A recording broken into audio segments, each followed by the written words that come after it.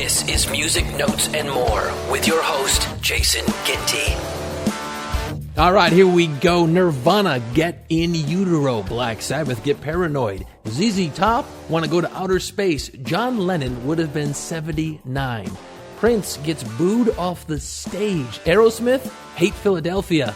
Sting sucks. The Doors play a high school. And you know what car company put turntables in their cars? The answer to that and so much more as we take a look back in music history for the week of October the 7th. Want to thank you for listening to the podcast each week. Be sure to subscribe to the podcast wherever it is you listen to the thing and leave your comments if you have any. And of course, tell everyone you know to listen. I do appreciate it. It was this week back in 1994 that Pink Floyd played the first of a 15-night run at Earl's Court, London. Now, less than a minute after the band had started playing Shine On You Crazy Diamond, a scaffolding stand holding 1,200 fans collapses, throwing hundreds of people 20 feet to the ground. It took over an hour to free everyone from the twisted mess. 96 people were injured, with 36 of them needing hospital treatment. 6 were detained overnight with back, neck, and rib injuries. So what does Pink Floyd do to apologize for the situation? Yes, this is the rub. Pink Floyd sent a free T-shirt and a note of apology to all the fans who had been seated in the stand that collapsed. Of course, the show was canceled and rescheduled. They sent everybody a T-shirt. This week back in 1993, Nirvana entered the U.S. album charts at number 1 with In Utero, which was their third and final studio album. It was the follow-up to Nevermind. Now, Kurt Cobain had originally wanted to name the album I Hate Myself and I Want to Die. At the time, the singer used the phrase as a response whenever someone asked him how he was doing. Cobain intended the album title as a joke. Of course, he stated that he was just tired of taking the band so seriously, and he was tired of everyone else taking the band so seriously. He wanted to lighten up just a bit. They were a bunch of fun guys in the band. They were having fun. Everyone else took Nirvana so damn serious all the time. Bassist Chris Novoselic convinced Cobain to change the title due to fear that it could potentially result in a lawsuit.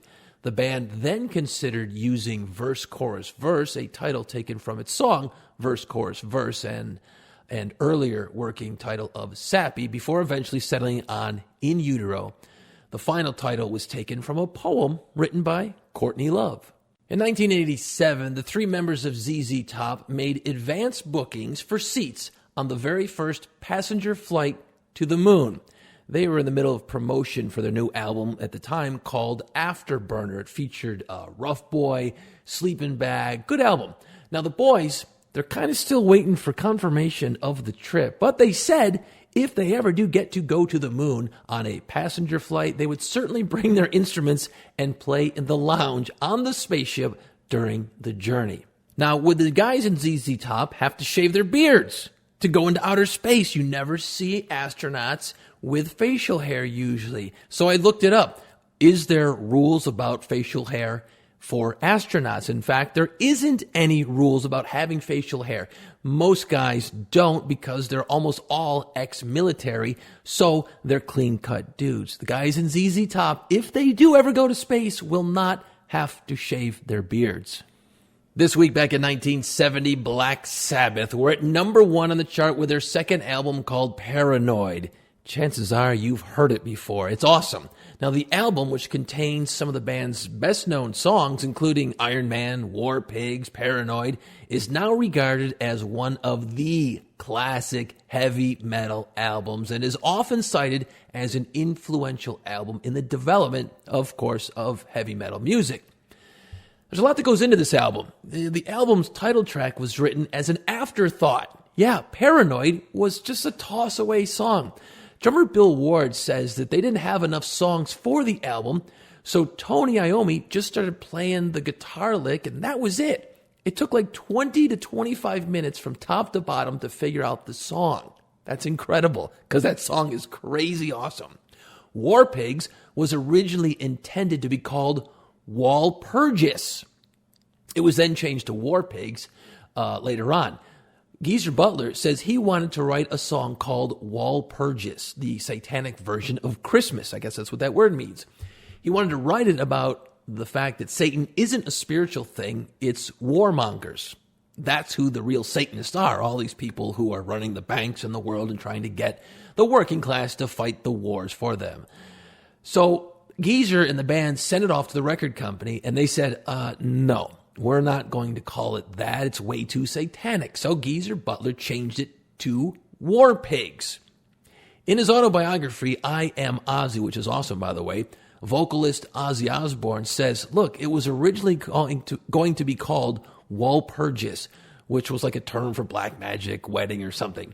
Then we changed it to War Pigs, and Geezer came up with these really heavy-duty lyrics about death and destruction.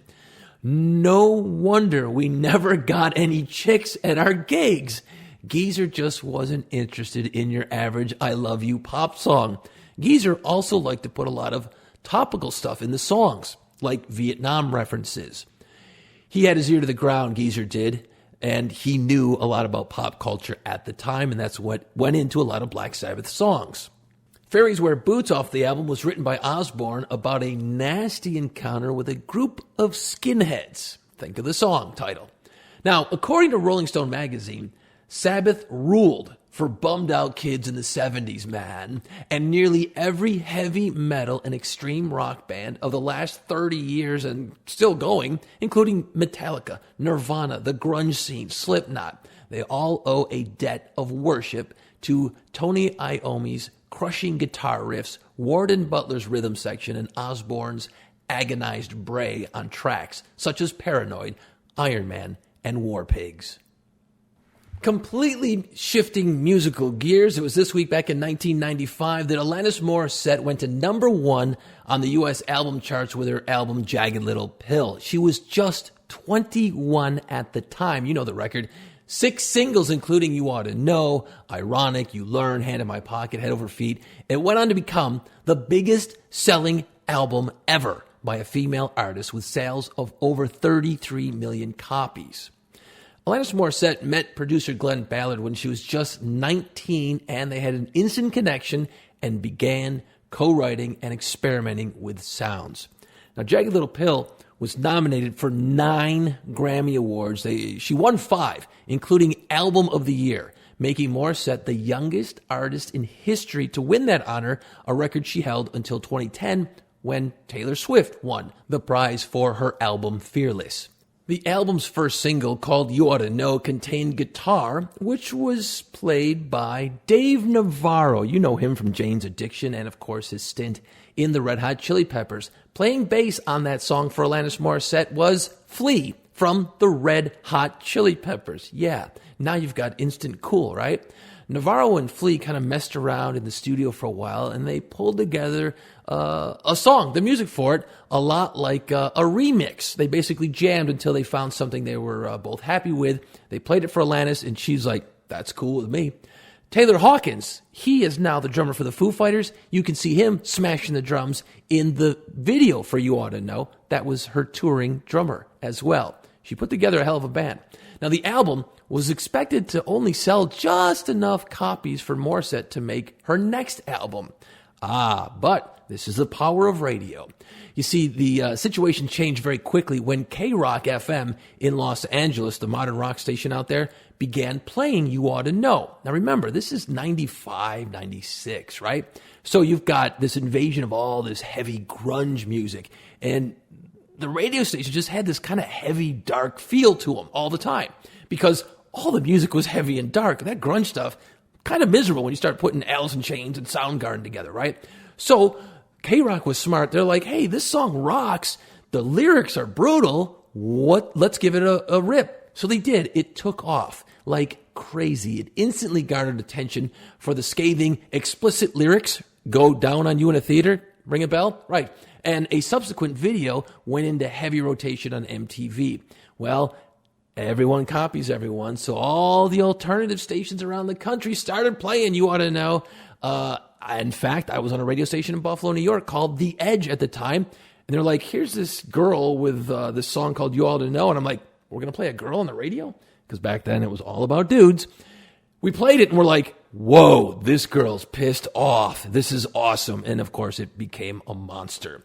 The album has now inspired a new Broadway play that opens this November 2019 up in New York City. It was this week back in 2008 that Paul McCartney, who, by the way, for most of his life has been a vegetarian, was said to be furious when he heard that a Liverpool branch of a McDonald's restaurant displayed his picture. He accused that McDonald's of using his picture to attract customers. Sir Paul was quoted as saying, "What sort of morons do McDonald's think Beatles fans are?" Apparently he was pissed. McDonald's sells a lot of hamburgers. He doesn't eat them. Back in 1981, Prince was not quite yet a rock star that he would become. This was before 1999 and Purple Rain, Little Red Corvette, Let's Go Crazy. It was before all that, okay? He's just getting started with one kind of minor hit called I Want to Be Your Lover. Mick Jagger of the Rolling Stones, he was a fan of Prince's early stuff. The Stones were going on tour, so Jagger invited young Prince to open a pair of Rolling Stones shows in Los Angeles back in 81. Let's just say it did not go well. The Stones' 1981 tour was a massive undertaking that saw the band break attendance records like crazy. The LA Coliseum is where they played. That place is huge. It was loaded with an estimated 94,000 Rolling Stones fans that day. Now, the crowd wasn't too thrilled with the music that Prince started to play. Think about this, okay? On the first night, there's Prince with his R&B sound, right? Other openers were George Thorogood and the Jay Giles Band. So before Prince even played a note, it was pretty darn clear that the androgynous-looking Prince might not have been the best fit for this macho, blues, rock, tough guy audience that were there to see the Stones ultimately. Prince comes out on stage to the microphone in what he normally wore, which was a see-through jacket, thigh-high boots, and a black bikini. That's what he was wearing. After just a couple of songs, the crowd got pissed and began screaming racist and homophobic slurs at Prince and his band. And when that didn't work, bottles, cans, and anything else the crowd could find were thrown at Prince and the band. Prince's bassist said the next thing he noticed was food started flying through the air like a dark thundercloud. He said, imagine 94,000 people throwing food at each other and at us on stage. It was utter chaos. It was the craziest thing I had ever seen in my life. The bassist goes on to say that he got hit in the shoulder with a bag of fried chicken. You're playing in a concert and someone whips a bag of fried chicken at you. Then my guitar got knocked out of tune by a large grapefruit that hit the tuning keys. What were they allowing in this concert, by the way? Anyway, Prince stopped the set partway through their fourth song amidst a stadium's worth of booing. Stones fans had successfully turned the mighty Prince away. So a frustrated Prince was reportedly crying backstage afterwards, and he was pissed. He said, look, I'm going to skip the second show in a couple of days. We will not be opening for you guys. So he flew home to Minnesota without the band. Then, of course, he gets a bunch of phone calls from his manager, and actually Mick Jagger calls Prince and says, dude, you got to get up there. You got to go again. You got to keep trying. You got talent. Get up there. Do it. So Prince finally flies back out west to L.A., leads his band through another opening slot. And basically the same damn thing happens. He comes out dressed the same. He plays basically the same set. Everyone's booing him, yelling terrible things at him. But the band kept on playing their 5-song set. Luckily, it was only 5 songs. That night, Prince vowed to never open for another band again. He didn't. It was this week back in 1940 that John Lennon was born. He would have been 79 years of age this week. In 1957, he formed his first band, the Quarrymen, which of course evolved into the Beatles in 1960. Now, he was initially the group's de facto leader, a role he gradually rescinded to Paul McCartney. Now, Lennon was renowned for his rebellious nature, his acerbic wit, and in his music, his writings, drawings on film, and in interviews. He was controversial through his political and peace activism. So after moving to New York in 1971, his criticism of the Vietnam War resulted in a 3-year attempt by the Nixon administration to deport him. In 1975, Lennon disengaged from the music business altogether to raise his son, Sean. And in 1980, he returned with Yoko Ono with a collaboration album called Double Fantasy. He was shot and killed in the archway of his Manhattan apartment building 3 weeks after the album's release by Mark Chapman on the 8th of December, 1980. Now, by 2018, John Lennon's solo equivalent album sales has exceeded 72 million units worldwide. That's just his solo stuff. That does not include the Beatles. Lennon was inducted into the Rock and Roll Hall of Fame twice, as a member of the Beatles in 1988 and as a solo artist in 1994. When the Beatles recorded their famous song Twist and Shout, think about that for a second. Think about how crazy and rough the vocals are. Well, that was the final track that they recorded during their mammoth one-day session that produced the band's 1963 debut album, Please Please Me. Now, Lennon's voice was already compromised by a cold and singing for many, many hours on end. He came close to just giving out. Lennon said, "Look, I couldn't sing the damn thing. I was just screaming through the song." Lennon simply just shredded his vocal cords in the interests of rock and roll, which, of course, gives Twist and Shout such a great, rough sound. Go back and listen to those vocals. You're going to be like, oh yeah, you can hear it. He's struggling through that whole song, but that's what really makes that song incredible. Beatles producer George Martin tells how Lennon had an inborn dislike of his own voice, which Martin says he could never understand. He was always saying to me, do something with my voice. Put something on it. Make it sound different. So Martin did. He often used double tracking and other studio tricks. Lennon continues to be mourned throughout the world to this day and has been the subject of numerous memorials and tributes. In 2002, the airport in Lennon's hometown was renamed the Liverpool John Lennon Airport. On what would have been Lennon's 70th birthday in 2010, Cynthia and Julian Lennon unveiled the John Lennon Peace Monument in Liverpool. Now, the sculpture, entitled Peace and Harmony, exhibits peace symbols and carries the inscription, Peace on Earth for the Conservation of Life, in honor of John Lennon, 1940-1980. In December 2013, the International Astronomical Union named one of the craters on Mercury after John Lennon. This week back in 1978, Aerosmith found out just how rough a town Philadelphia, Pennsylvania can be when one of the fans in the crowd threw an M80 on stage. And yes, it was lit. Here's what goes down. Guitarist Brad Whitford says that they were going back up on the stage to do the encore, right? And he says he was going up the stairs right behind Steven Tyler and Joe Perry. He says he felt a concussion of the cherry bomb going off.